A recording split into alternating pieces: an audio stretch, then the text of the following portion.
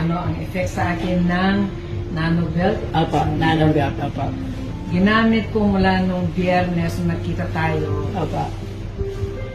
Monday morning nawala yung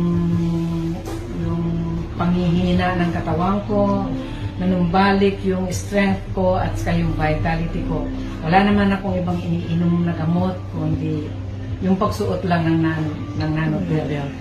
Hindi ko tinigilan yan sa pagsusuot mula nung tinatanggal ko lang kapag umiinit. Nilalabas ko, nilalagay ko hanggang sa pagtulog. Suot-suot ko yan. Wow. Ngayon, dati kapag sumasakay ko ng sasakyan, mahirap ako talaga, hinang-hina ako. Ganun din pag bumababa ako, hinang-hina ako. Parang hindi ako parang wala akong lakas ba? Ngayon, sinubukan ko nung Martes kung hanggang saan yung lakas na nanumbalik sa akin. Nagtrabaho ako ng todo. Okay. Wow. Napagod ako, natural, kasi nagtrabaho ko na. Nagdilig ako, nagwalis ako sa paligid, tapos sinayos ko yung mga halaman.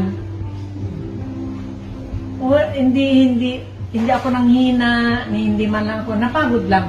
Wow, alright. So, thank you, Shell, for introducing nanobelt.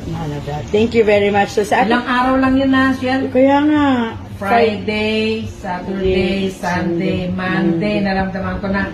Tuesday, tinesting ko. Wow. Amen. So, si Ate Tess, isang pakatotoo natin na gumamit ng nanobelt. And she's using also the M102. Ayan. So, thank you very much po from the bottom of my heart. And thank you to Senyor Nazareno. Amen. Instrument ka talaga. Amen. Thank you.